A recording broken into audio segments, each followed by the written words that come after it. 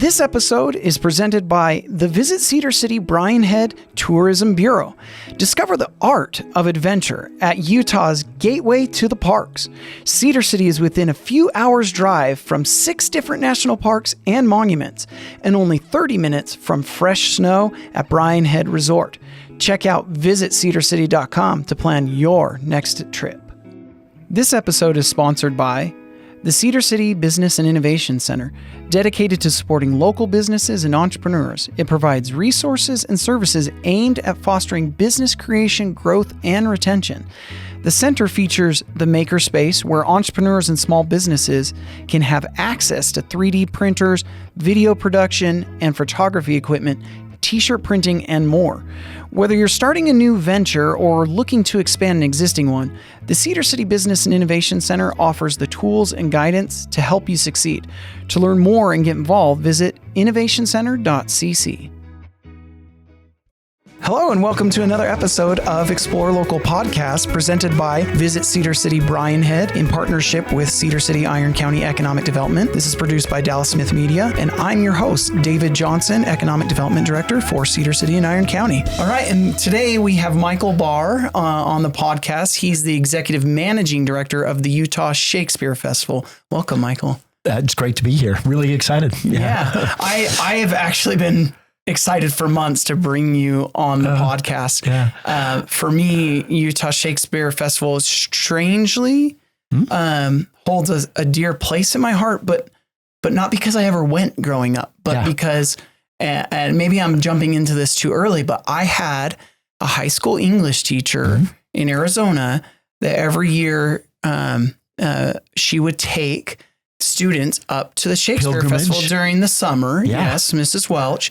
Matter of fact, after this podcast, I'm going to have to try to internet find her and send her a copy or a link to the podcast. Where were you raised? Where? Well, I grew up in the military. Yeah. And so we were in a military, at a military base town in Yuma, Arizona, if you know where that's at. Absolutely. And so she would, do a little pilgrimage in the summers. For whatever reason, I just never got to go. And I just always wanted to go to the Utah Shakespeare Festival. Yeah. And so when we were moving here and I was getting this job as the Economic Development Director, I was like, finally, I can go to the Utah Shakespeare Festival. Yeah, finally make it happen. But let's take a step back. So that's my excitement. And I've been able to go to shows and it's been wonderful. Well, we have your story, it's a unique one, but there are many, many school groups that do that. And we'll probably later in the podcast get a chance to tell that story that I told you before. Yes. School groups that come down and people first get their love when they're 13, 14, 15 years old. And it becomes this amazing habit that Fred Adams first created way back in 1961. Yeah. That's absolutely true. So why don't we step back? Why don't you say high level for those who know nothing about the Utah Shakespeare Festival? What is Utah Shakespeare Festival? And then maybe we can dive into the history and the fun of here in Cedar City. So the Utah Shakespeare Festival is a regional theater, Tony Award-winning regional theater. We can talk about that when we talk about the history. Traditionally, we do anywhere from 6 to 8 productions a year in rotating rep. You'll hear about a lot of theater companies that are called repertory theater companies, but true rep doesn't exist in a lot of places. What rep is where you have multiple plays going on simultaneously, performed by the same individuals. So you'll see one show in the evening, you'll come back the next day and you'll see another show in the afternoon, and you'll see another show the next day, and the same individuals or cast members will be in different positions, but you'll get a chance to see all of them on stage do that. And 3 theaters. We have the Ains Theater, which we can talk about, the Ingolstadt H. Outdoor Shakespeare Theater, and the Randall L. Jones Theater. We have a green show that has been in existence from the very first 1961 days. We have about 290 employees this year that will be coming from all across the nation to perform here. There are a good 320 volunteers from the Cedar City area and the surrounding area who help put the shows together. And it's a professional theater company, which means all of the employees are paid. We are part of major unions in the United States, including Equity, and SDCC and a number of other directors unions, et cetera. So when we say regional theater, that's what we mean. The equivalent of an Ashland Shakespeare Festival, Stratford Shakespeare Festival, Chicago Shakes, that type of stuff. Yeah, that's so awesome. Well, you know, and it's funny because sometimes I hear people call it, and I actually learned why.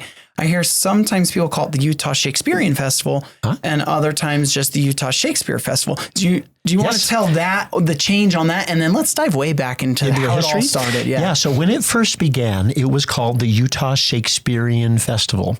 And there were very few Fred chose that name, Shakespearean. The philosophy is we don't just do Shakespeare plays, but things that are around or adjacent to Shakespeare as well. When it first began, it was actually 3 Shakespeare plays, and I can get into that history in just a minute.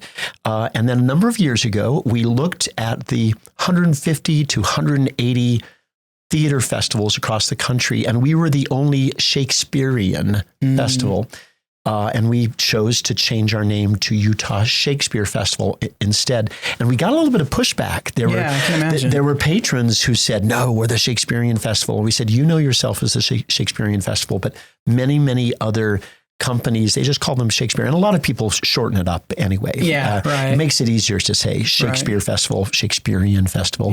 So it was just a language, semantic, early day Fred choice that a number of years ago we chose to turn to that. And the history, if you want to get into the history. Dive into Fred C. Adams, right? Fred C. Adams, visionary for the Utah Shakespeare Festival. How did it start? So this story starts with Fred. So Fred, who was a Delta Rabbit, he graduated from Delta High School. He went to BYU. He was a theater. He was a big man on campus, did a whole bunch of plays and enjoyed that. He actually served in the military. He served a mission for his church, 3-year mission over in Norway, Finland, Sweden, in that area. He has a beautiful story about how he was very depressed one time of year, and he heard a voice that said, look up. Look up. And he looked up and he saw the northern lights. And he has since told that story that, you know, when you're down and depressed, just look up and you'll see the northern lights. You'll see that sometimes on some signs, you know, Fred saying, look up. So this really dynamic guy goes to BYU, comes back to BYU, and then gets a job as a theater teacher, basically a professor at College of Southern Utah is what it was called, CSU at that time. Has a good relationship with Royden Braithwaite, who is a major leader at the university, at the institution of the college, and says, you know, I want to build a Shakespeare Festival. And he had already done a lot of Broadway plays. He had taken members of the college theater community back to New York. He had worked for Army Entertainment, which a lot of people don't know about, during the Korean War, and he was back in D.C. and did that. So he kind of knew the East Coast. And that was to build morale of soldiers and whatnot, wasn't it? Wasn't that the purpose of that? Correct. Associated with the play Finian's Rainbow, just some really cool history there. So he knew theater. He had already toured Shakespeare plays kind of around the region, Kanab, and had taken them out here.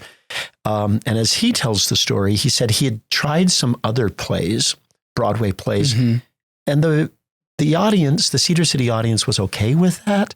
But when he did Shakespeare, they came out in droves, and they just loved Shakespeare. And Shakespeare is kind of in the culture. It's in the zeitgeist. It's in the kind of pioneer stock. And he tells the story that when the valley was first settled, that within the first couple of weeks, they did the show Merchant of Venice when they got here. This is a story that Fred tells. From the 1800s, From the 1800s, right, when it was first. And you'll find that documented as you try to find where it was. It always goes back to Fred. So we're still trying to find the actual documentation. But he says that early pioneers performed that show. So he knows that Shakespeare is popular. He knows that it's something that will resonate strongly with his audience. So he throws a bunch of his students in a car. Now, this is back in 1960, 1961. Actually, let me start before that. He and his wife, not even wife yet, Barbara Gaddy, in the Fluffy Bundle laundromat, which was a laundromat that was downtown, on a piece of paper, draw up their plans for what the Utah Shakespeare Festival is going to look like. And we've got a really cool poster of the Fluffy Bundle. of that original advertisement. It doesn't exist anymore. Scott Phillips, it was really important. There's a historical marker there where he first came up with this idea. He throws the kids in the car. They go up to the Oregon Shakespeare Festival, and he meets Angus Bomer, who he is good friends with. That's where Shakespeare Festival had been going on for a number of years up in Oregon. He then travels with these same students over to the Stratford Shakespeare Festival, and he sees what the shows were like there. And Stratford Festival was created in a very small town, much like ours, a railway community, and it was used to up the economy. He then goes to Stratford, Connecticut, where they had a Shakespeare Festival, and then he comes back to Cedar. Just want you to think about that. Back in the 60s, making that drive, what a long, beautiful, interstate's not the same way that they were there. We didn't have 80-mile-an-hour freeways. No. So that whole time, he's here with this group of students, and he said, this is what we're going to build. And then in 1961, their first season consisted of The Merchant of Venice, Hamlet, and Taming of the Shrew. And it was a combination of professional actors, community people, and college kids. He went down to the football team on campus and said, I'm doing Taming of the Shrew. I need a really strong, swarthy guy. Cast one of the major football players to come and cast in the show. I mean, it's a really great networker. Before the season began, he needed money. He went to all of the major fraternities in town asking for money. The one he was successful with was the Lions Club. And he got $1,000 from the Lions Club. He says, I'll give it back to you at the end of the season. They ran the season, and at the end of the year, he returned the $1,000 that he was able to earn, and the rest is history. And since 61, 3 shows, it continues to go. And it was really important to him that in addition to these really great high-quality Shakespeare plays, that there's also other activities. And the Green Show happened in that first year too, which was the singing and dancing. And Barbara's the one that really pushed that, right? That is correct. Yeah. Barbara, that was her wheelhouse. And she grabbed people from the community. Michael Levitt, the Levitts are a strong name in this town, but Michael Levitt's wife actually participated in the Green Show. This was much later. She's younger than those early years when they first started, but she was grabbing students from the community. She's grabbing college kids, and they do this great, fantastic Green Show. And that Green Show was patterned after other Green Shows, but at this point in our history, we are probably one of the few remaining theater companies that do pre-show Green Shows. And just for, I guess, the general public who've maybe never seen a Green Show or don't even know what it is, it's basically a show before you go to your actual show, right? Free of charge, a dancing, singing folk. We want it. You can see musical reviews if you go to Disneyland or Knoxbury Farm, Lagoon. It is not that. It is, the script is created by the director. It has a theme. It's very kind of folk related. In the old days, it was all centered around the British Isles. So it was an Irish night and a Scottish night and an English night. But we have since pulled back and found that there's a lot of other really wonderful shows that we can do. So this year we're doing a Mariner Night, which is basically kind of seafaring. There's a lot of sea songs. You can think pirates, but it's not really Pirates Night. It's more, sea things. And that is on the same night that we're doing Antony and Cleopatra. There is a Highland Scottish game night, which is our kind of traditional bread and butter Scottish night. And then there's going to be an American West night with stories from the American West, which I think will resonate really strongly. Well, what I love about the Green Show is it's just out there on the lawn, right in front of the Ingolstadt Theater, right? And you just see families coming out. We've brought our kids. Like my wife and I went once, and we thought, we got to bring the kids to this Green Show. It's so fun. And I can't remember, is it every night or is it like every other night? Every night before every show, right? So Monday. And I don't think about this. We do 3 different Green Shows, and this is free to the whole population. It is written in an original script every single year. So just like some theater companies do free Shakespeare on the lawn, we do free Green Show on the lawn with free music, free dance, all that. And you're right. You'll sit out there with families, and you'll see 800 to 1,200 people out there on the grass, just loving it. Right off of Center Street. It's so much fun, just the atmosphere. I like standing in the Ingolstadt and looking down, and at the end of the Green Show, audiences will stand up, and half of the audiences will go into the theaters, and the other half will go to their cars, because we have family reunions that are here, people who get their first taste of what the festival is, and said, no, I want to try that. So it's like a nice warm up.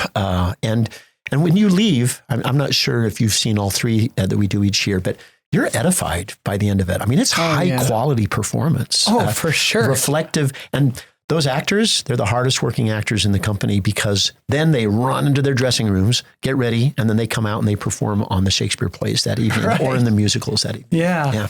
Yeah, that to me is so much fun. Well, I want to dive a little back into Fred. So originally when Fred got this idea, he didn't know our friends in Oregon, right? He just went up there to see what it was like, or did he know them beforehand? He had a connection with Angus Bomer, which is why he chose, but he was a really wonderful networker. He also was instrumental. I'm going to name maybe three organizations. One organization is the Shakespeare Theater Association of America. It was started in the late 80s, early 90s. Fred, Scott, and 5 other artists from across the United States who ran theater companies.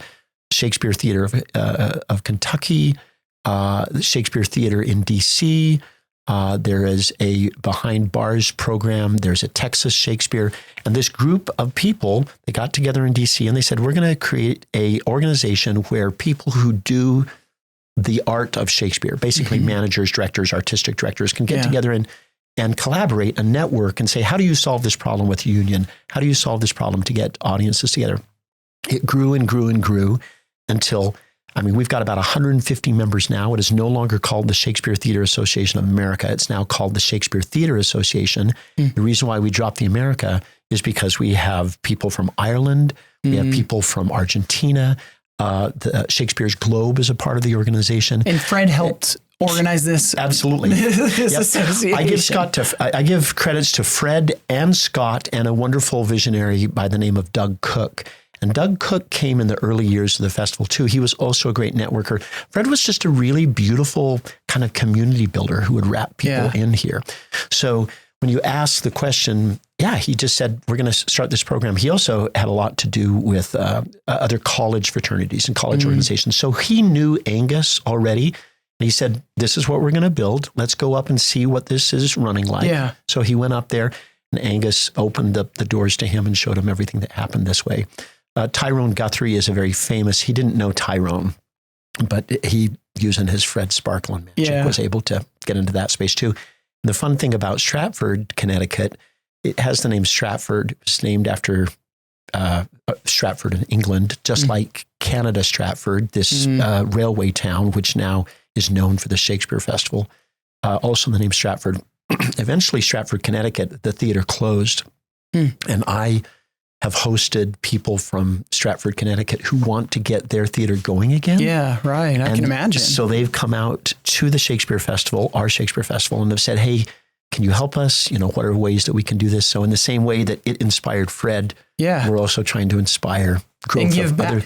And one thing that I found interesting about that when I first read and learned about how Fred went to Oregon and spoke with Angus is you would think someone like that would be, well, stay off my turf. You know, I don't want to detour my tourism that comes here. But no, that's not how it was at all. No, it was let's help you get started. Come all. Yeah. And that attitude kind of permeates the theater industry. I mean, there are some that are pretty competitive, but my attitude is the tide lifts all boats. Yeah, right. And if you, and I'm not surprised that Fred has that attitude. I'm not surprised that Angus had that attitude. We also, we build the community and it just kind of helps all for one and one for all. Yeah. And you've always been a wonderful advocate for what I do in economic development, when we're really trying to show off the town. And when you think the chamber and economic development too, we'll tell the crowds this frequently. David will bring in potential companies who want to possibly move to Cedar City and set up a factory here or set up some manufacturing thing. And Cedar City is really unique because we've got that small hometown, homegrown rural spirit. Right. But we also, because of the university, we've got this kind of urban academic town and gown. And because of the Utah Shakespeare Festival, we have this incredibly high caliber performance. So you can kind of have your cake and eat it too. Yeah, it's so wonderful. Eat and work in a town with access to all of these great services, yet at the same time have this wonderful homegrown. I could walk into a grocery store and see my friends and neighbors. And actors who work here, they enjoy that too. They would come from New York. Fred tells the story, and we tell this to our company when they arrive. The company vacillates between 290 to about 350 employees each year. And we have a meeting where we gather everybody together. So you've got the costumers, and you've got the carpenters and the lighting technicians and the actors and the company managers, and they're all gathered in there. And Fred would get up and do a kind of a pep talk. Let me tell you about where you are. You are no longer in New York. When you walk down a street, people will actually look at you. You can look them in the eye.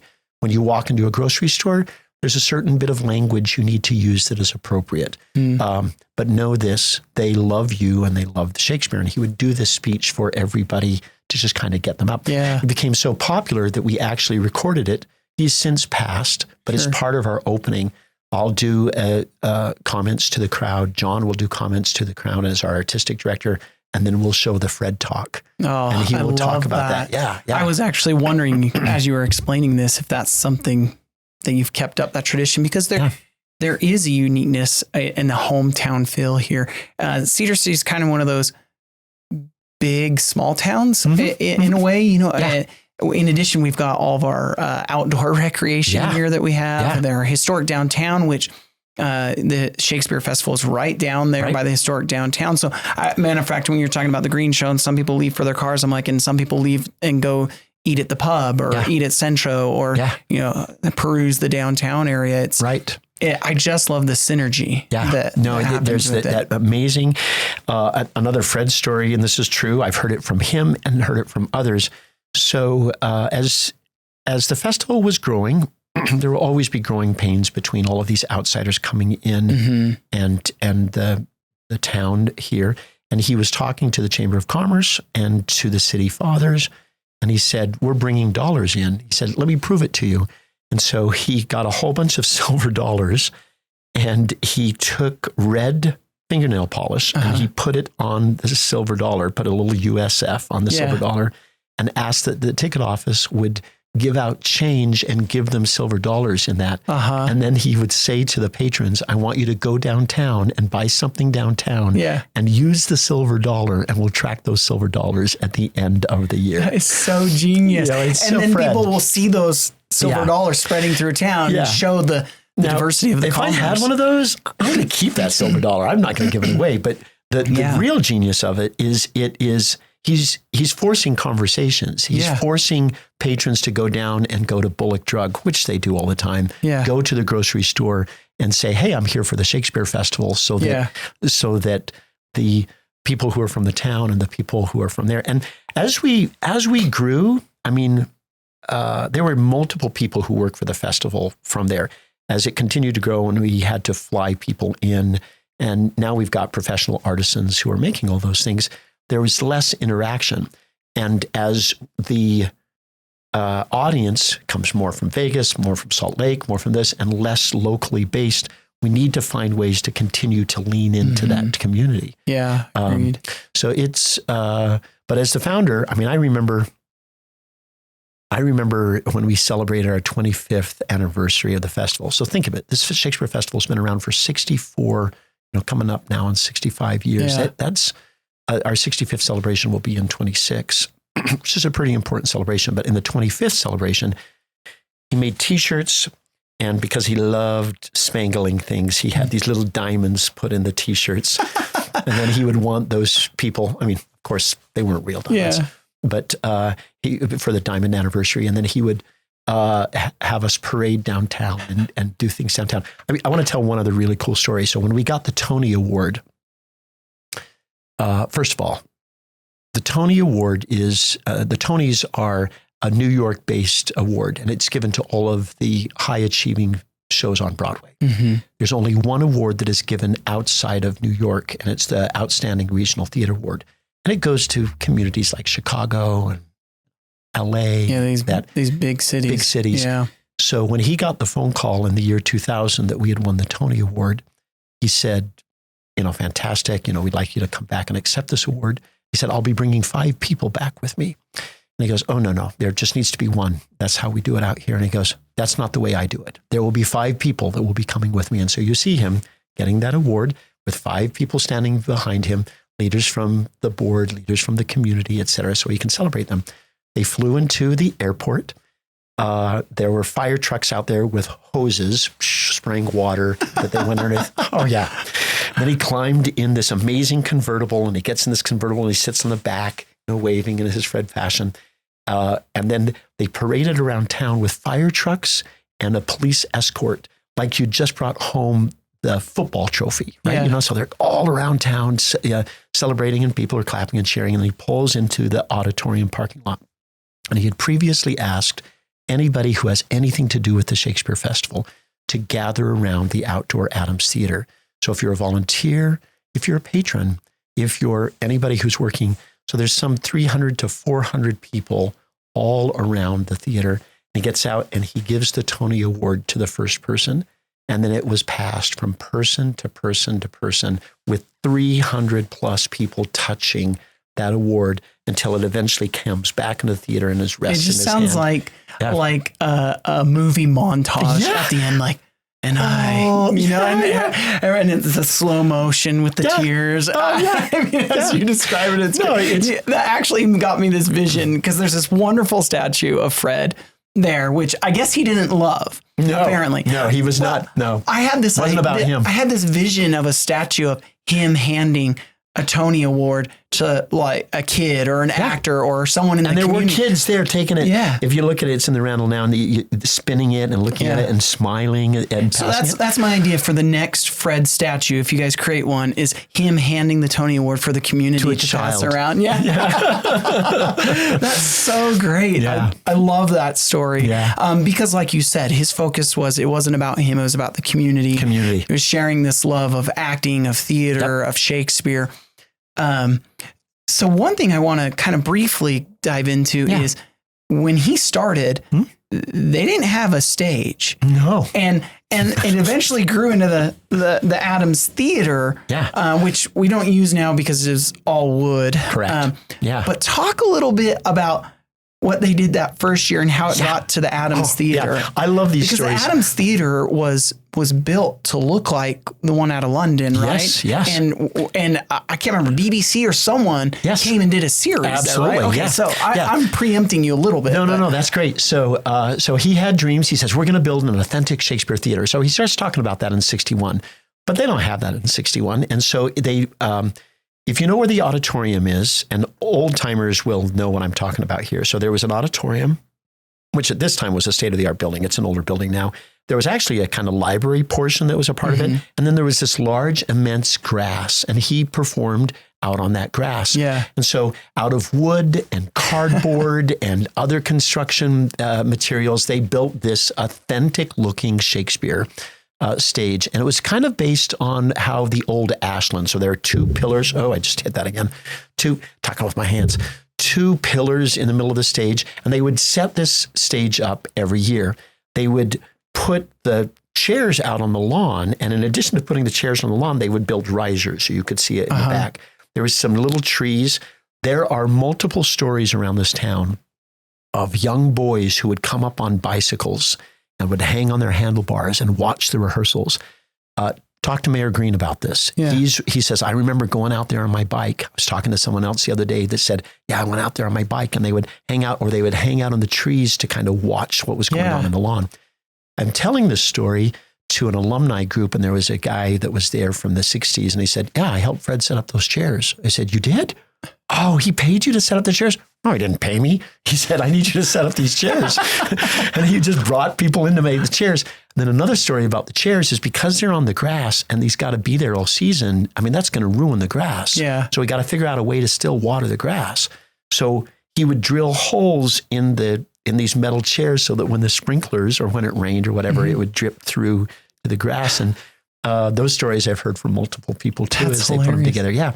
So the dream is we're going to build this. So they continue. Now think of it. That's 1961. He's building these sets, and the sets are getting better. And they're kind of building them as they go, yeah, right? Exactly. Yeah. Every season, we have the carpenters come in, they put the sets together. Again, he's rotating 3 different shows through there.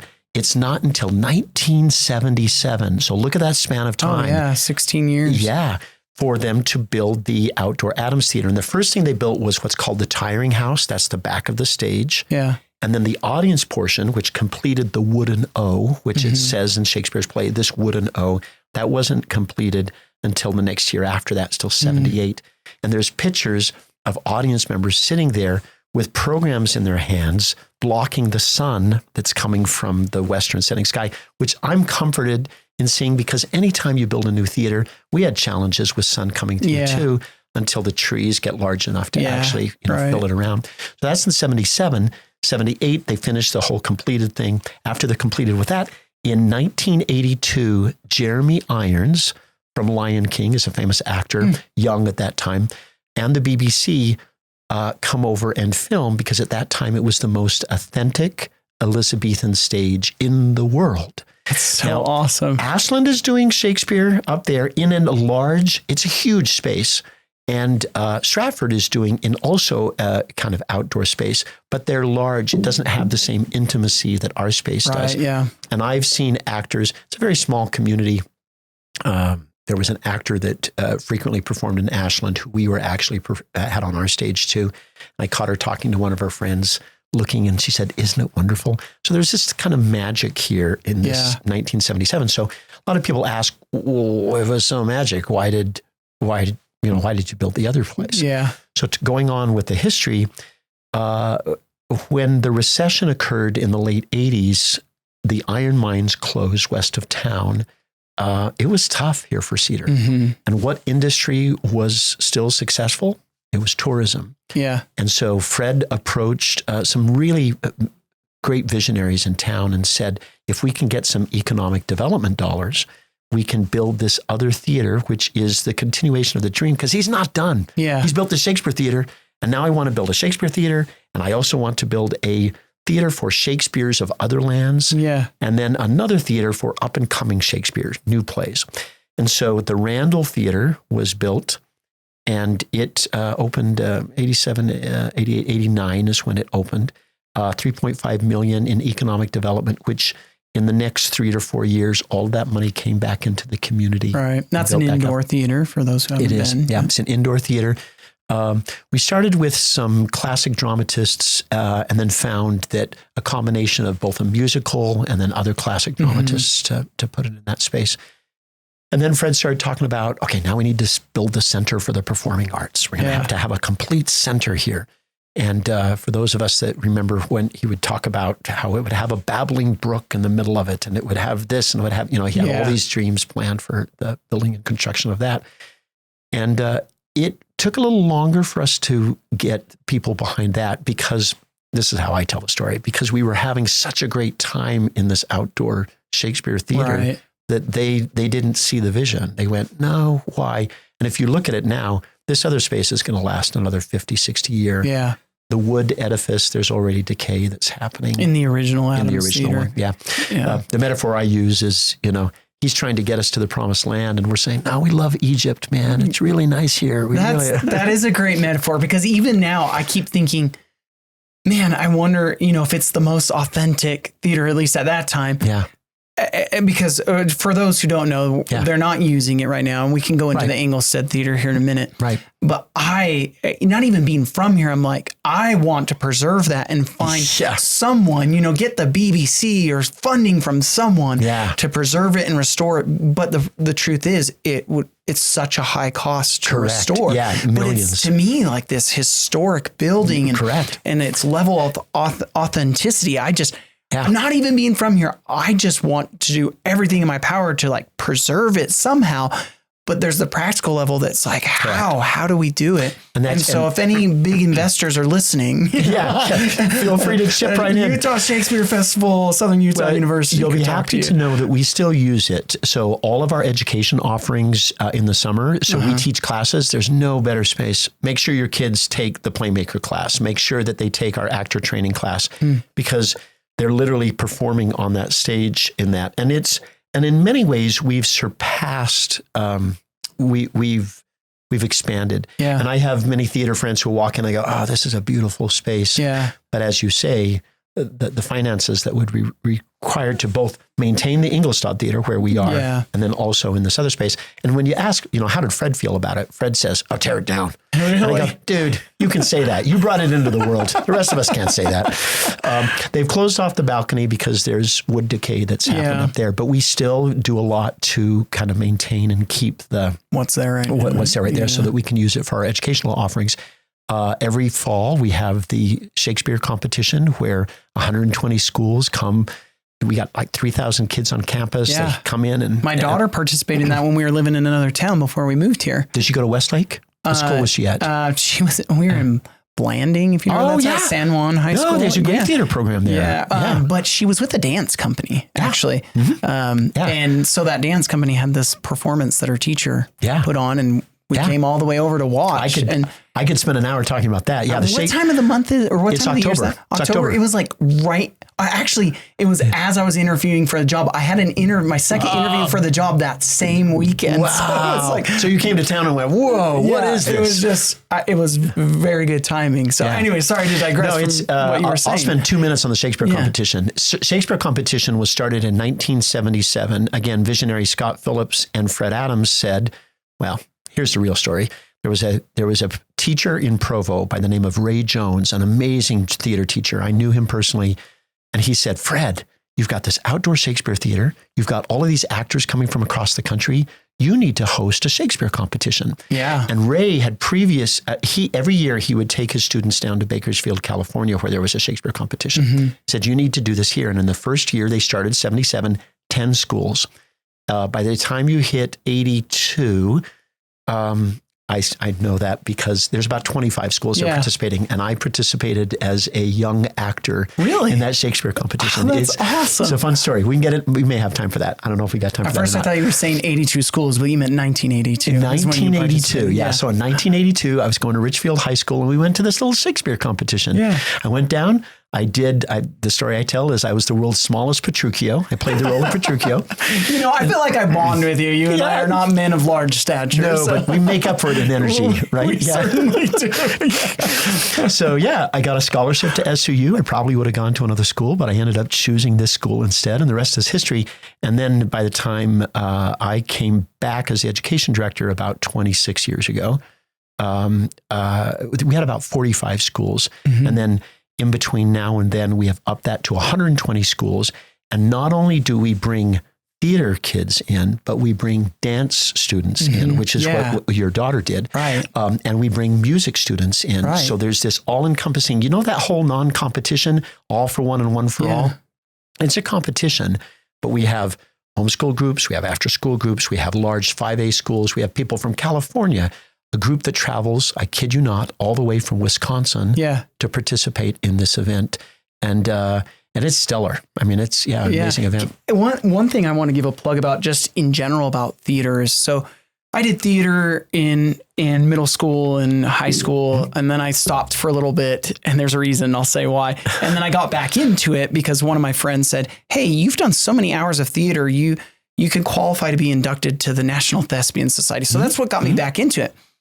But one of the reasons why I got out is in theater, you meet a variety of eclectic people. Oh, yes. And some are just fun, and some are so quirky. Some are very stoic. And I had a hard time sometimes with some of the quirkiness of some of the kids, And so I'm like, I just got to pause on theater for a little bit. Yeah. But and then I got back into it, and I'm like, why did I ever leave this? I loved it. Yeah. But one of my other daughters just recently for pantomime went up to state theater. Cool. With the high school just this last weekend. Utah High School Activities Association. Yeah. And I just had this flashback of, high school with the eclectic personalities. And there was a ton of quirky kids. Sea of humanity. Yeah. There was a ton of quirky kids, and the stoic kids. And there was this one young man who walked in, and he looked like he was like a basketball player, had this stoic look about him, and strong kid. And they did a pantomime of working out at the gym. And And I thought for sure, at first I was a little puzzled, like, I usually don't see characters like, but as soon as he started interacting with all the other theater kids, I'm like, oh, he was born and bred a theater kid, you know? And I don't mean to sound too stereotyping or anything, because I loved theater too, but it's just, But what you've opened, you wouldn't know this because you haven't seen me in this position. I'm a theater educator. That's my number one. If IRS asks me what I do for a living, I put theater educator, even though I've got my other job there. I believe every kid is a theater kid. They just don't know it. Yeah. And that goes along with what I told my wife when we were driving back from the state theater competition. I said, you know, a lot of, theater people kind of get teased because they're quirky and even off-put me for a little bit. But the reason why, but I realized how much I love it because that quirkiness, it brings people together and it brings out a certain, amount of creativity that kids can't express anywhere else. Correct. Yeah. And the creativity, and that's what stood out to me about these different characters is I saw kids who would never come out of their shell in any other setting. Cause like a few of these kids you watch, and I see this with theater kids all the time. They are quiet. They are to themselves. And they're like in a book or just too cool for whatever. And then as soon as they go on stage, they're a whole different person. A character like that, for the lay person, like Harrison Ford reminds me of that, right? Yeah. He's this very stoic guy, talk to you. Yeah. And then when he's like acting, it's like, and it's like his career, he started as a carpenter. Yeah, exactly. He was a scenic carpenter who, Lucas said, hey dude, you're coming over here. And that's what I love about it is it brings people together and it brings this level of creativity that I think, call it quirky, call it what you want. But I realize it's really creativity that's shining out and people, kids, I'm thinking about can open up that level of creativity in ways that you can't in a lot of other environments. And it spills over into engineering and architecture, and all these different things. So I see engineers and designers, artists. It's the same skill set. It's just one is applying it in one way and one. It's why you see this STEAM movement, not STEM movement, but STEAM, science, technology, because art allows you to think outside of the box. You've got the box defined and then you're able to think outside for those elements. So it really goes hand in hand. And I think it's not just the communal nature that come one, come all, but it's the challenge. I think Shakespeare even allows us to go deeper with that too. Once a student and that was my journey. I was introduced to Shakespeare when I was 13. I really got into it in high school. And once you get Shakespeare, you're never going to find the bottom of that well. Yeah. You will always keep pushing. Once a kid's done Shakespeare, he can do anything after that. So to rephrase Nacho Libre, tell me, who is this Michael Bahr? That's what I want to know. You just alluded to it. What got you into theater?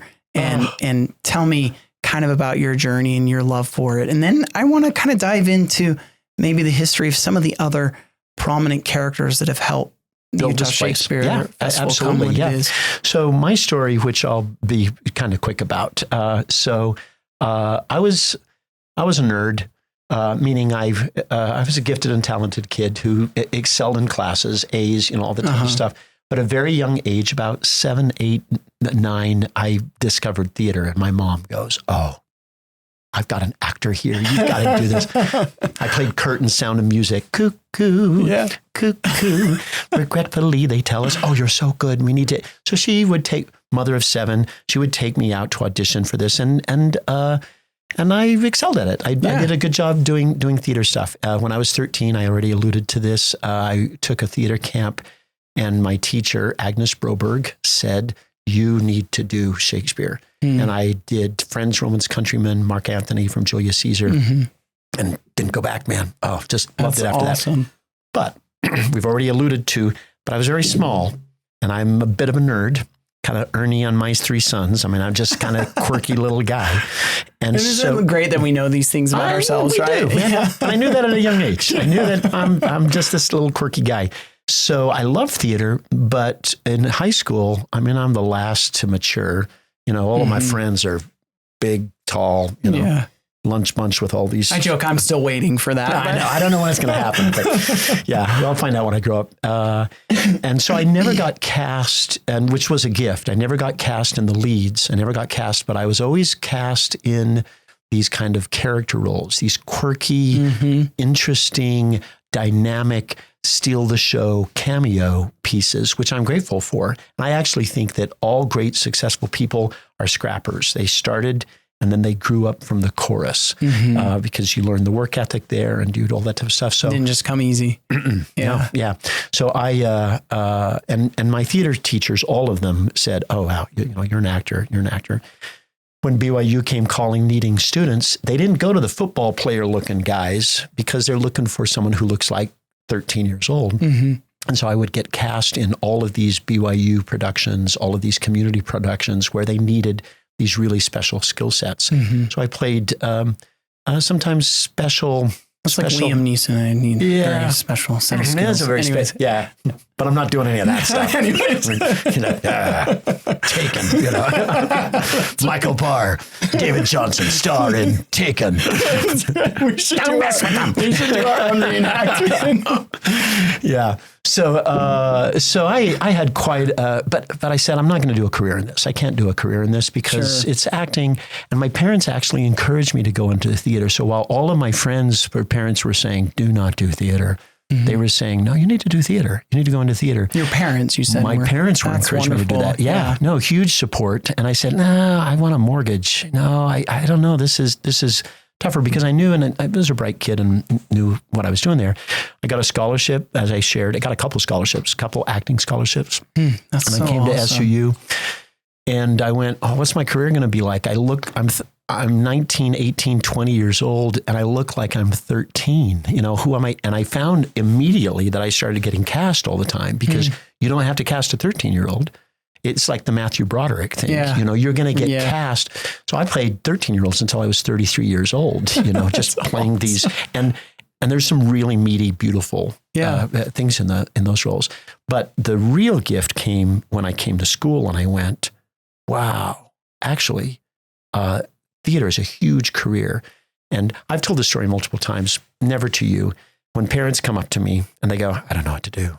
My kid loves theater. What should I do? How can I get him away from this, Michael? What could I do? And I go, he's going to be fine. If he really loves it and he's ready to work his tail off, he'll be fine. Pursue it, Because theater is like NASA.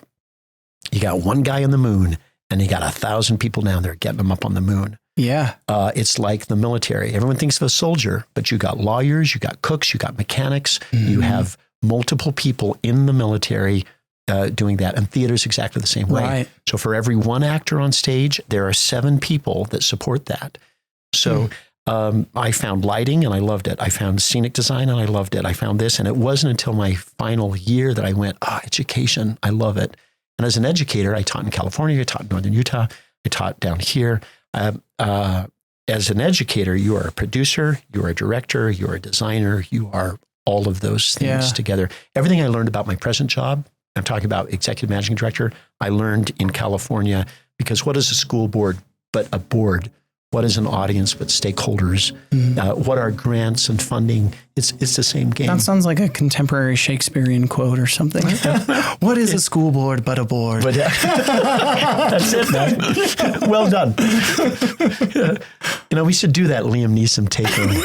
And we should do those Shakespeare quotes too as well. We can do both of them. That's funny. Anyway, but that's so. What my I like to act, but it's not my number one buzz. My number one buzz is actually, it's what a director does. I'm putting David on stage, and what are the keys that I have to use to open up him so he can get the best performance? Right. What are the resources that I have to use?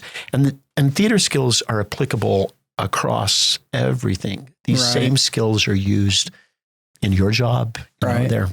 Well, there's so many people. I love how you said there's 7 people for every one actor, because I was always baffled by, and I say the kids and adults as well, who were, they loved being involved in theater, but they just wanted to manage the lights. Correct. Or they just wanted to manage the soundboard.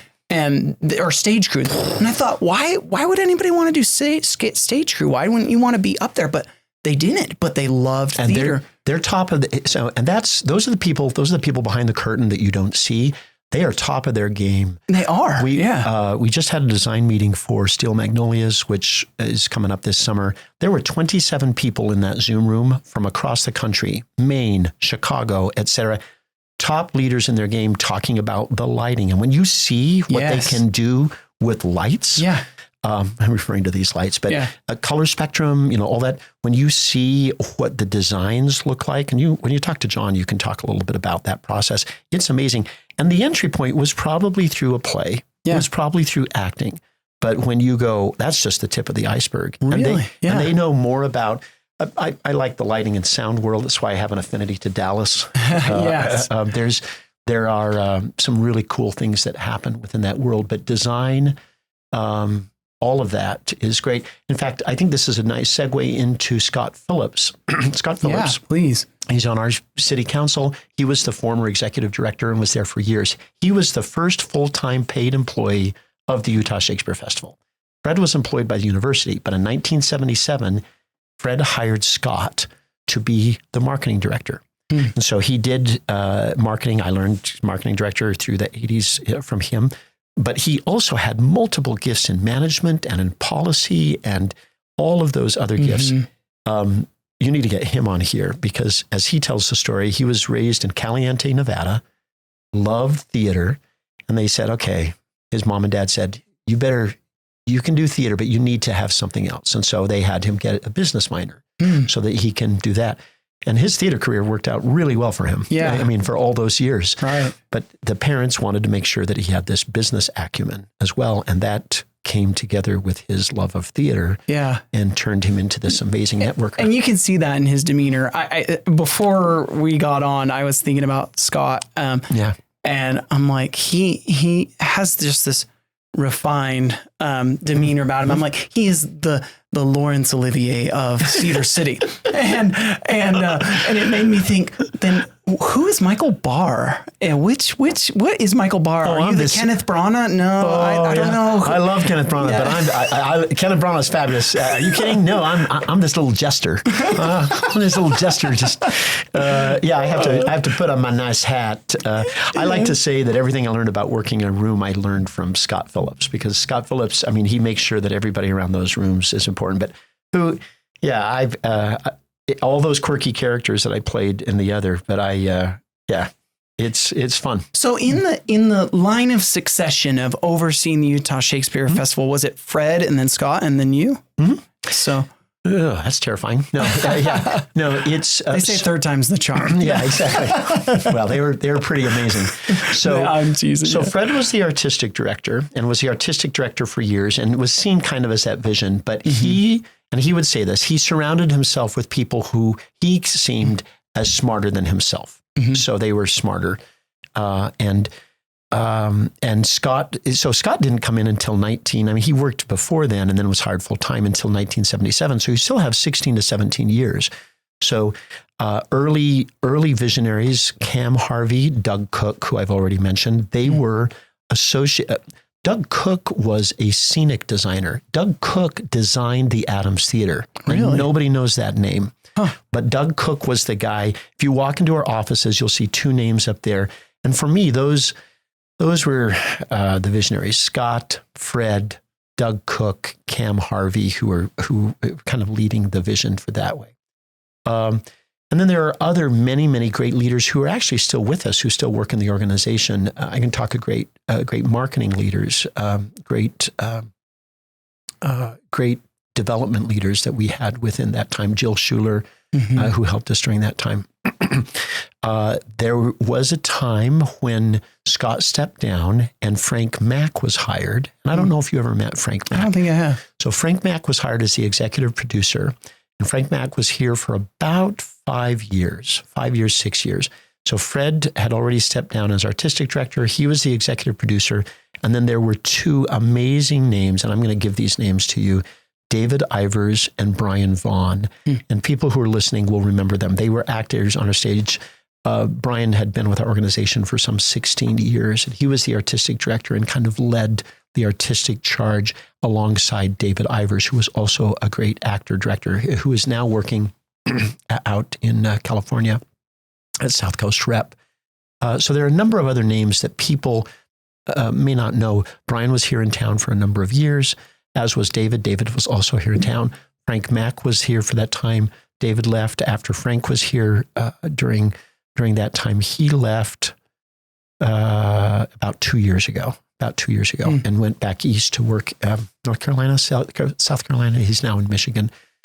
So it takes a village. It takes a number of individuals to build and put things together. And I alluded before we started the conversation, in leadership, I like doing the gesture like this, 2 hands together. There's the artistic director. So I talked about Fred as artistic director. I talked about Brian and David as artistic director. They're over the hiring of the actors and the designers and the directors. And then there's the management, the business side, which is marketing and development and business and education, facilities, right? And that falls under education. Yeah. Our organization is unique. People asked me this when I first came back 2 years ago. Oh, well, you're going to shift education underneath you. And I said, nope, education is mission-centric to who we are. It needs to stay underneath the artistic director. Oh, so it is under artistic. It is. Oh, okay. And you'll go to some organizations and education, because it's ticket sale related and that, they will put it under that side. But it was an intentional choice. I actually like that. I think that makes a lot of sense. And it's the way that's the actual practical theater that you're learning. That is correct. And what you're doing is managing the business side. That is correct. Theater. Yeah. So I'm the business side. Who would hire me as the business side? But it was because of all my experience that I had on the education side, where I also was doing the business. And when I was education director, I reported to the artistic director. And when I came in, there were a couple of people who asked, oh, well, you're going to shift education over to you. And I go, nope, it needs to stay. I'm passionate about that, it. Yeah. We'll still funnel the money in that way. We'll still do all of that. But it is mission central to what we do. And if you look at what our mission statement is, we say artistic and educational excellence is what we do. Yeah. So because those are mission-centric activities, it rests under John. And now Stuart is now as the education director. Yeah, what's Stuart's last name again? Stuart Shelley. Stuart Shelley. Yeah. And then John, is it D'Antonio? There you go. Does he have a 5-syllable last name? Yeah, I was thinking about D'Antonio. Yes, five. That's Italian. Fantastic. That's amazing. Yeah. I can't wait to have him on the podcast. You should do Shakespeare text. You're talking about syllables. Yeah, you can almost scan that like a Shakespeare text. Yeah. But they're both, well, I guess Stuart's been for 4 or 5 years now, but John was new last year, right? That is correct. Okay. Yep. He's been here. He is coming up on a year and 4 or 5 months, perhaps. Yeah. And you'll enjoy talking to him. Ask him about his journey. It's a great journey. Yeah, I'm excited to chat with him too. And just the things he's directing this year. He's directing Macbeth for us this year. Last year. Yeah, Maccabee. We met Maccabee. Yeah. But we're not in a theater. Oh, you're right. This is a studio. This is a studio. So I don't have to worry about that. Yeah, you're right. We're not in the theater. We're not in the theater. Sorry. And plus, Shakespeare and I are so tight. He allows me some concessions. We can say, for people who don't know, they say that it's a cursed play. Oh, it's going to do really well for us. Yeah. I don't know. Do we need to throw rice over our shoulder or something? Spin around, spit, all the type of stuff. Look it up. Look up Curse of Macbeth. You'll continue looking forever. It's funny. On that note, actually, why don't you tell people why we have the phrase break a leg in theater? Because I don't think a lot of people know that, but it stems from Macbeth, right? Or in part? It does. Well, I was going to have you tell, because there's all sorts of legend. Okay. I'm going to tell a story and you're going to go, oh, that's not the story I've heard. See, the legend that I know is that Macbeth has this cursed play where an accident always happened. That's where the phrase stemmed out of.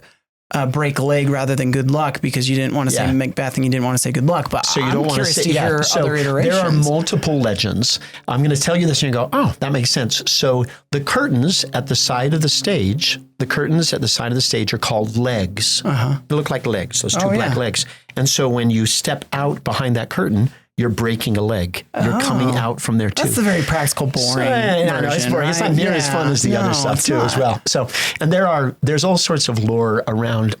They say that when Shakespeare wrote Macbeth, that he actually put, I'm going to back way up. He wrote it for King James, and King James was known for chasing the witches out of England. He wrote a book called Demonology. He just happened to love Shakespeare, or he loved witchcraft and witch lore. Interesting. And so he's writing this play for this guy who's from Scotland, a play about a Scottish king. There's a hero in the play, Banquo, who is a descendant. James is a descendant of him. So when he comes out and he goes, and there's the descendant sitting on the throne, Shakespeare is doing a lot of references to James within the show. So it's written for James. It's got this bad rap for, being a cursed play because you've got all this, all of this death and mayhem and all that type of stuff that's happening all the way through the show. I'm going to share something with you. So there's a reason. So somebody breaks their leg or somebody, trips on the stage and, it must be the curse of Macbeth or it must be this or it must be this. If we had said that about The Sound of Music, if I was singing "The Hills Are Alive" and then I trip, I wouldn't think anything of it. Right. But when I say, "Come ye spirits that tend on mortal thoughts," come. Oh, dude, it's cursed. It's cursed. I see. So I can see, but there is plenty of background. Generally, the show is done. There's a lot of sword fights in it. So, sword slips, hurt somebody. Yeah. The lore behind it, which has existed since it was written, they say that, it's kind of scary. And so my introduction to that, I had heard about it, but I said, nobody takes this seriously. And I was in a play with Patrick Page, who's on Broadway, who just did Hadestown. I'm doing the show Nicholas Nickleby. I'm acting. And I walk into the center of the stage and I said, I'm so excited. I hear you're playing Macbeth this year. And he goes, out of the theater. And I go, what? No. Oh, the curse. And no, out. Takes me out, teaches me to turn around, spit, knock on the door, ask for re-entry. And it's taken very seriously. And when in Rome, you take it. I think I'm immune to it because I like telling these stories and I tell people about it. But my favorite story, I was on the Adams stage in the audience watching the final dress rehearsals of Macbeth. And there was a light above the stage and Lady Mac gets down and she does her "Come ye gods to tend on my," where she's calling down evil spirits to help her. She throws her arms up and calls down the spirits. Monica Bell was her name. She throws her hands up and calls down the spirits, "Come ye gods." And when she does that, one of the lights over the stage went, and everyone goes, "Oh." And one of the gels fell out of it and it went and landed on the stage. The stage manager says, "Hold, please." And so everyone holds and goes, "What's this?" And they run up and they remove the gel and make sure that the light is safe and everything's, okay. And they get back. And again, everyone's all talking about it. And, what have you done when you threw these hands up and did this thing? And it could have been just a not tightened light. But they get back ready to start the show and they go, "So let's start again." I said, "All right, we're ready to start." They get up there and Monica, she says, "Where would you like me to start?" And she goes, "Start after the monologue." Now, if she had gone, "The hills are alive," nobody would have thought a thing. But because it's "Come ye gods," and there probably would have been giggles. Yeah, there would have been giggles. They go, oh, light, she's, singing about the Sound of Music. That's hilarious. It's a fun thing. I was once at the Shakespeare competition and I was saying, "Hey, make sure you get a chance to see our play. We're going to do a Macbeth." We were in a theater. I said Macbeth. The audience went, "Oh," all these theater kids. I walked outside and it was raining. And they said, "Look what you've done to us." And I go, "How dare you?" I brought rain on Southern Utah. I'm grateful. So I respect it when in Rome. I respect it and I like educating about it. And I hope everybody comes to see Macbeth this summer. I know. That's wonderful. I'm glad. Thank you for indulging me on that little tangent. Yeah. There is something we were talking right before we got on the podcast. About education and people coming. You want me to tell that story? Yes, just this wonderful experience you had. And the reason why I want you to tell this... Are we okay time-wise? Oh, yeah, we're fine. Having a good time? Yeah. Okay, all right. The reason why I want you to tell this is I want people to... there's so many people I think that would come out of the woodwork with similar story. I mean, myself, from the beginning... Right from the get-go, I didn't expect to tell that story from the get-go, but I couldn't help myself but tell you your teacher brought people here. Yeah, exactly. And all roads lead to Cedar City, not to Rome. All roads, they all come here, and the Shakespeare Festival, this festival city brings people in. I love what this demonstrates. So I'll let you tell. Let me tell the story because it demonstrates you too in this podcast. So I'm watching the podcast because I like this podcast. Podcast? Are we calling it a podcast? Yeah. So I'm enjoying it, and I watch, supportive of it and stuff like that. And I'm watching Jaden. about the pub, and I love the pub. And as I'm hearing this conversation, as you're walking through this conversation, he's talking about food and pairings, and I'm really hungry. And it's about 8 o'clock at night, and I say to Chris, my wife, I said, I gotta go get something to eat, man. I need to, let's go. And she said, so are you gonna go get something? I said, yeah, I'm gonna run to the pub and go get something to eat. So I go running in, and I walk in, I said, hey, I love the pub. I was in my grubbies, walk up, and she goes, are you Michael Bahr? And I go, I am. She said, did you used to work for the Shakespeare Festival? I said, I still work for the Shakespeare Festival. Who are you? And she says, oh, I just came to Cedar City because of the Shakespeare Festival. I said, what? Where are you from? She says, Montana. And I go, Flathead, Montana? And she goes, yes, Flathead, Montana. I said, we taught you a workshop. And she said, yeah, you and your assistant. And I said, who was she? And it was really important to me who I taught it with. And I had a wonderful assistant who did these dance and movement places. She's now got a job in Vegas and doing great work. And she said, yeah, my teacher loved Shakespeare and was looking for a really great interactive experience. And she wanted to bring us to the Shakespeare Festival. So she drove her students all the way from Montana. We taught them a workshop that her name's Emerson, she remembered. Wow. She came to Cedar City, and then they went back home. And after they went back home, she said, where am I going to go to school? I'm going to go to SUU because they have that really great workshop. Yeah. And so she came down and she was a theater major at SUU. She then changed her majors, and that happens. People will find another path and go this. And then she was looking for a job, and got some advice while in school, and got some advice. She was actually working in a treatment center, she said, in town, and then was looking for another position. And someone said, you need to go check out the pub. They're looking to hire people. Yeah. And she's now working at the pub, loves Cedar City. Her and a friend chose to come here to Cedar City. But these stories happen all the time. Yeah. People come to Cedar City, brought here by the festival, choosing this path. We're changing lives through this magical thing called Shakespeare and making it happen. And I was so excited. The food was really good that evening too. It's exactly what I needed. Yeah. So one thing that I also love about that story, and we kind of alluded to this earlier when we were talking about hometown feel, and how I can call you up if we need to kind of showcase the Shakespeare Festival. Yeah. And we take tours all the time. Yeah. I just got a phone call from somebody else on the tour who said, hey, I've got these other people that I need to take to. Can we take a tour of the festival? Yeah. And then by the time you get to the second building, people are going, oh my gosh, I can't believe this exists here. Go ahead. Well, and you kind of just furthered what I was getting at, is that usually when you go to like a big town or even not even a big town, you go to a play that's maybe a professional play, the actors may come out and wave to you as you walk away, right? But exactly at Shakespeare Festival, it's so approachable. Yeah. Like my thought was, when I first got here, it was immediately, David, if you ever need anything, come chat with me. Yeah. And it's not just me, because it permeates the work too. And that has been since 61. And people don't know. I was waiting to see if you were using other words. I know what words I use. There's an approachableness. There's an intimacy, but I can't put that on a brochure. Come see Utah Shakespeare Festival intimacy. But it's different. When we chose to not do a musical next year intentionally for some financial reasons. We got 2 musicals coming back next year. We got 1 musical this year. That's coming back. People like our musicals because they're different here, because we communicate with the audience. Yeah. Some theaters you go in and it doesn't matter that you're there. That goes back to Shakespeare. Shakespeare has something called direct address. So when he comes out and does a monologue, he's literally talking with you, not at you, not to you, with you. Yes. He's saying to be or not to be. Should I kill myself or not kill myself? Can you give me an answer? Or he'll come out and he'll talk to God and go, wow, I really want to kill this guy. Should I kill this guy?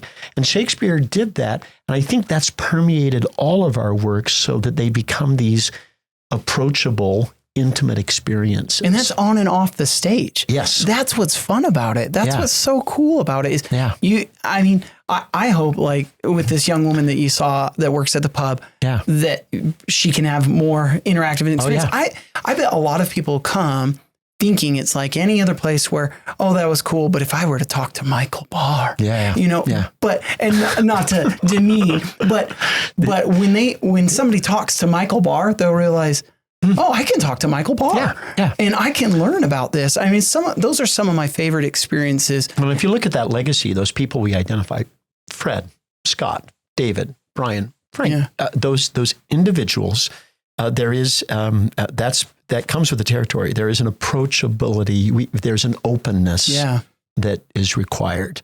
And Jane prides himself with service at the pub too, as well. And she was perfect. I mean, she walked up, not only did she give me what I was looking for, she gave me this. And I went, I mean, that kindred spirits coming together and finding that place. So a couple things before we kind of wrap up, which knowing you and I may be another if you're still hanging on, well done. Well done. The good stuff is yet to come here. Kindred spirits. As you've been talking, especially when you were talking about your youth, I was just having all these flashbacks.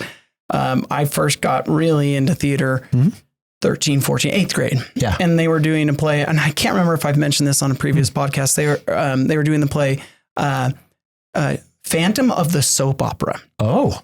And a spoof. Yeah.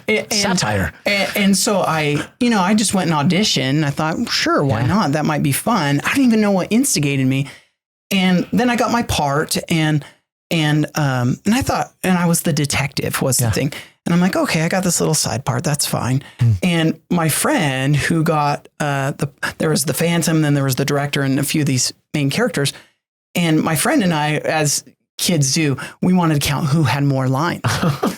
and he was the director and I was the detective.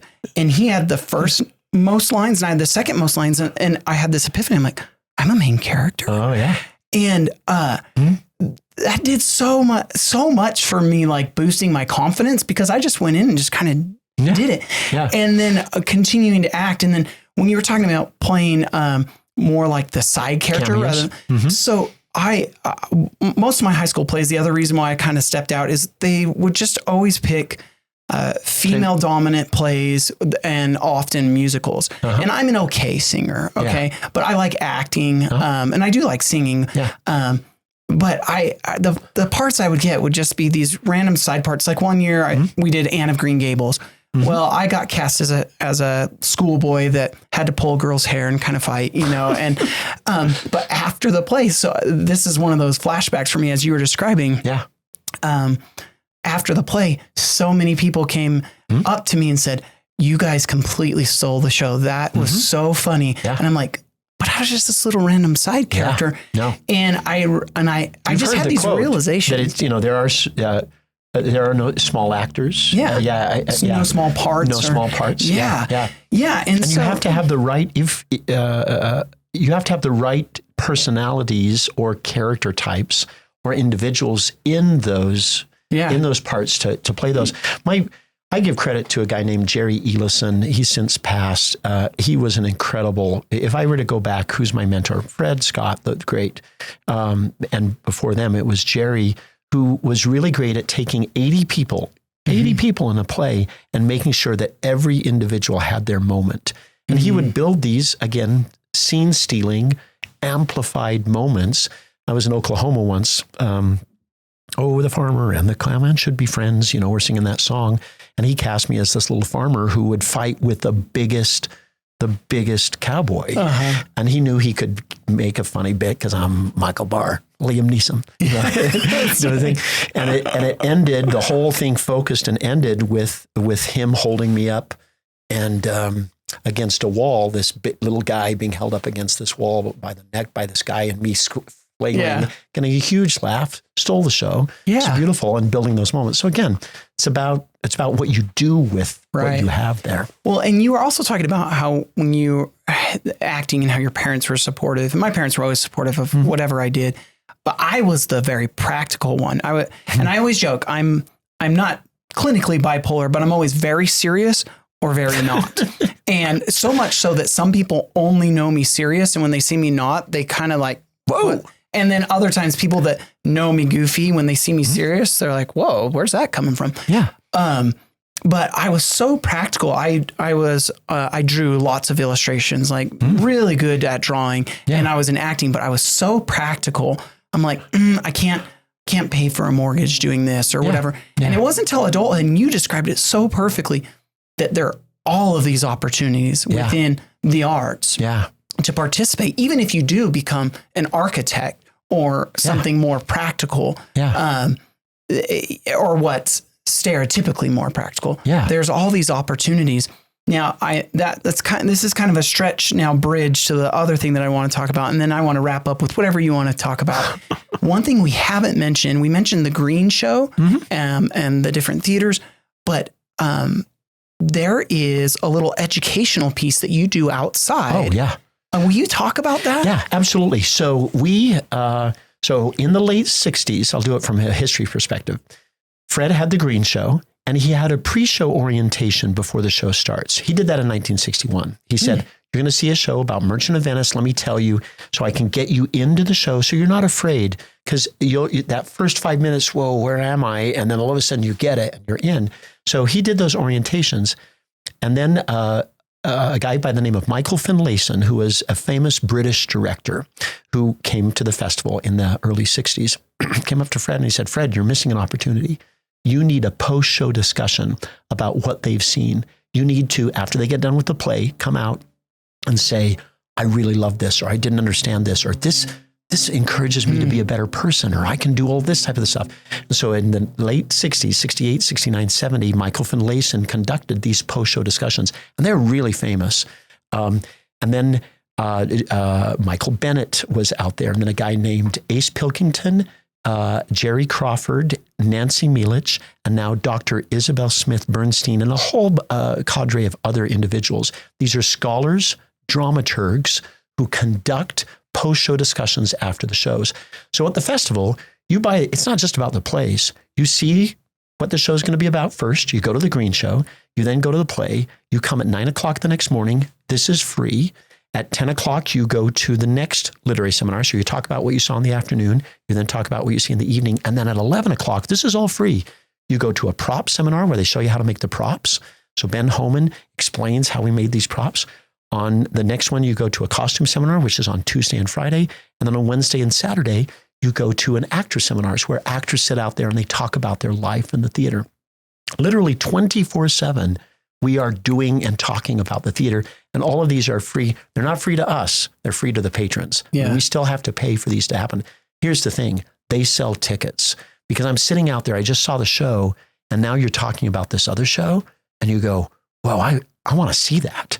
Oh, I've got to see that. I wasn't going to see that, but now I've heard about how great this show is. Yeah. Ooh, I find out how this prop was made. I really want to see this. Which is way more fascinating than you realize until you're sitting there listening to it. Yeah. If you're sitting and hearing how they put this together, and then we get donations, people say, hey, my dad just died. Could you use this really nice chest of drawers? Absolutely. Come and donate it to us. Purple heart that you've shown me. Right. Or a Purple Heart that, hey, I want to give you. So people donate through these seminars too as well. I'll end with this. Tom Higbee, a former judge in town, he exercises on a bicycle, and he always stops, gets off his bike, sits down, and watches these. I see him all summer long watching these incredible discussions, which is just a deeper dive into theater. And it's free to the majority of these are Cedar residents that are attending. This is all free that you can come and participate in. And it's what we call the festival experience. Festival experience is that secret sauce, that connection that we have with one another, the great experience you have in the theaters, in the Green Show, and then the additional things that you learn that way too. So I love that. Yeah. You ended so beautifully, but I got to give you one minor encore, actually. Yeah. You talked about this, right? Yeah. The artistic together and managing. Mm-hmm. What is the vision for the future of the Utah Shakespeare Festival as a team, as an individual? I don't know. What's your vision? Yeah. So we just had a meeting about this. I just came from our staff meeting. So we just got a new mission, vision, and values with overarching goals. And we're building that kind of this 5-year plan that we're working on. The mission talks about our outstanding artistic and educational excellence so that we will be known not just regionally, but nationally, internationally, and serve that. Which we already are, correct. That branches into what we value, which, ask John this because he's got it memorized, what the vision is. But it's basically talks about the power of theater to kind of change lives and work with that. And we have 3 major goals we're working on right now. One is artistry. So the epitome of artistic, artistry. And you kind of know that there's a gold standard when you see a play at USF. The other one is sustainability. It's tough for the theater world right now. I have friends whose theaters have closed since COVID. It's just been tough. The Netflix couch is a really hard audience to battle, to get back into that space. So the second goal is sustainability, building sustainability so that we don't have to worry about this daily grind of money and finance, and that you always have to worry about it, but making sure that our reserves are in order and making sure that we're sustainable. And then the third is community, that we are continually reaching out to the community. So our overarching goals are basically artistry, sustainability, and community. And I think you're going to find that kind of guides all of the things we do. Yeah.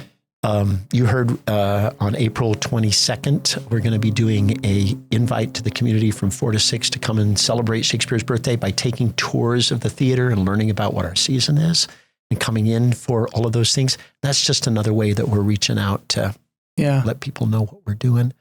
And to fill, you've been in those theaters when they have been empty. Our vision, in the next 5 years, you're going to see those full. Yeah. We had one sold out night, one almost sold out production of Taming of the Shrew. Fred gave us a gorgeous theater with 920 seats in it that we run, I kid you not, 310 performance. That's a lot of performances that you have to fill people in. That's including all of the theaters. And I think we're at 280, 270 this year, number of shows that we're going to do. So our goals involve making sure that those theaters are full, filling those theaters and getting them up to the vision that Fred had. Yeah. Taming the Shrew was great, by the way. Yeah. Well, thank you so much for coming on the podcast. Michael Bahr. An hour and 23 minutes. Well, oh my gosh. I mean, we did have a little chatting beforehand. Yeah. So Michael Bahr, Executive Managing Director for Utah Shakespeare Festival. If you come to the festival and you see Michael Bahr, just say hi. Don't be afraid. Michael, thanks so much for coming on. Thank you. It's a joy. Thank you. Appreciate it.